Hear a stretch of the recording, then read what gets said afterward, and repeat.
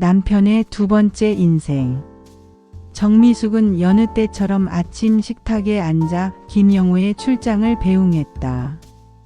은퇴 후 조용한 일상을 보내던 그녀에게 남편의 가끔 있는 출장은 익숙한 일이었다. 하지만 최근 들어 자꾸만 마음 한구석이 불편했다. 주말에도 집을 비우는 경우가 늘었고 출장지와 기간도 일정하지 않았다. 그날도 마찬가지였다. 영호는 늘 그렇듯 단정한 정장을 입고 조용히 집을 나섰다. 무슨 회사가 이렇게까지 늦게까지 붙잡아두는 거야. 혼잣말을 하며 그가 떠난 뒤 식탁을 치우던 정미숙은 영호의 작은 서류 가방이 거실 구석에 남겨진 것을 발견했다. 늘 들고 다니는 가방인데 웬일로 놓고 갔을까? 무심코 열어본 가방 안에는 작은 영수증 하나가 있었다. 라벤더 플라워 마이너스 85,000원. 꽃? 그가 꽃을 산 적은 없었다. 그녀를 위해서라면 더더욱. 그날 이후 정미숙의 마음은 편할 날이 없었다. 출장을 갈 때마다 그가 어디로 가는지 누구를 만나는지 궁금했다. 마치 낯선 사람을 보는 듯한 감정이 자신을 갉아먹기 시작했다. 며칠 후 정미숙은 결국 결심했다. 남편을 몰래 따라가 보기로. 영호가 차를 타고 나간 지 얼마 되지 않아 그녀는 남편의 뒤를 조용히 따랐다. 몇 차례 국도를 지나 도착한 곳은 외곽의 조용한 주택가였다. 영호는 검은 대문 안으로 들어갔고 한참 뒤에야 다시 나왔다. 그가 집에서 나오며 한 여성에게 두툼한 봉투를 건네는 장면을 본 정미숙은 심장이 철렁 내려앉았다. 역시 바람이었어. 그날 밤 그녀는 잠을 이루지 못했다. 혼자였던 지난 세월보다 지금 이 감정이 더 외로웠다. 며칠 뒤 정미숙은 조심스럽게 다시 그 집 근처를 찾았다. 대문이 열린 틈으로 안을 들여다보던 그녀는 순간 숨이 멎을 뻔했다. 남편과 함께 있던 여인 낯이 익었다. 사진 속에서 본 적이 있었다. 이혜진. 그 이름 기억나. 영호의 첫사랑. 결혼 전 그가 한동안 자주 입에 올리던 이름이었다. 집안 사정으로 헤어진 뒤 다시는 못 만났다고 했던 그녀. 그런데 지금 이 순간 그녀와 남편이 마주 앉아 있었다. 편안하고 익숙하게. 정미숙은 다시 혼란에 빠졌다. 첫사랑과 다시 만나다니 세상에 이런 일이. 며칠 뒤 더는 참을 수 없었던 정미숙은 영호에게 모든 걸 물었다. 그 여자가 누구야? 왜 당신은 나를 속인 거야? 영호는 한동안 아무 말도 하지 않았다. 무겁고 긴 침묵 끝에 그가 입을 열었다. 그 사람은 내 첫사랑이야. 혜진. 지금은 암투병 중이야. 말기야. 순간 정미숙의 눈에서 눈물이 흘렀다. 그러나 남편의 말은 거기서 끝나지 않았다. 그리고 그녀에겐 딸이 있어. 내 딸이야. 시간이 멈춘 듯 했다.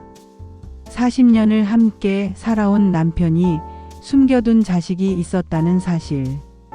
더군다나 자신과 가까운 곳에서 일을 하고 있는 그 여자 김수정이 바로 그 딸이었다니. 김수정. 그 아이가? 정미숙은 눈앞이 캄캄해졌다. 자신이 좋아했던 딸처럼 여겼던 그 아이가 남편의 숨겨둔 자식이라니. 모든 것이 무너지는 기분이었다. 그날 밤 정미숙은 가방을 챙겼다. 남편의 말은 이해하고 싶지도 않았다. 내가 이 집에 왜 있어야 해? 그녀는 말없이 집을 나섰고 영호는 그녀를 붙잡지 못했다. 몇 주가 흘렀다. 정미숙은 바닷가 작은 마을에 있는 민박에 머물며 자신을 되돌아봤다. 매일매일이 반복되는 싸움 같았다. 나를 사랑하긴 했던 걸까?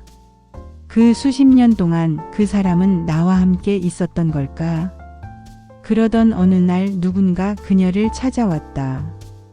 놀랍게도 이혜진이었다. 수척한 얼굴에 모자를 눌러쓴 채. 정미숙은 당황했지만 그녀를 밀어내지 않았다. 조용한 찻집에 마주 앉은 두 여인은 한참 동안 말이 없었다. 먼저 입을 연 건 이혜진이었다. 고마워요. 그 사람 영호 씨. 나를 보러 와줘서. 사실 난 그가 나를 다시 찾을 거라 생각하지 않았어요. 정미숙은 묵묵히 들었다. 당신이 모르게 하려던 건 그 사람이 아니라 나였어요. 그 사람 정말 당신을 사랑해요. 나도 알아요. 그와 나는 이미 오래전에 끝났어요. 다만 수정이 그 아이 하나가 남았을 뿐이에요. 정미숙의 눈에 눈물이 맺혔다. 왜 하필 지금? 왜 그토록 많은 세월이 지난 지금에서야? 이혜진은 고개를 떨구며 웃었다. 사람 마음이란 게 지나가고 나서야 소중함을 알게 되잖아요. 당신 참 대단해요. 그 사람 곁을 그렇게 지켜주다니. 그날 두 여인은 아주 오래된 친구처럼 대화를 나눴다. 질투와 상처, 용서와 이해. 그리고 인생의 끝자락에서 비로소 꺼낼 수 있었던 진심까지. 며칠 후 정미숙은 집으로 돌아왔다. 낯익은 현관, 익숙한 향기. 김영우는 아무 말 없이 그녀를 안았다. 미안해. 정말 미안해. 정미숙은 아무 말도 하지 않았다. 단지 그의 어깨 위에 손을 올렸다.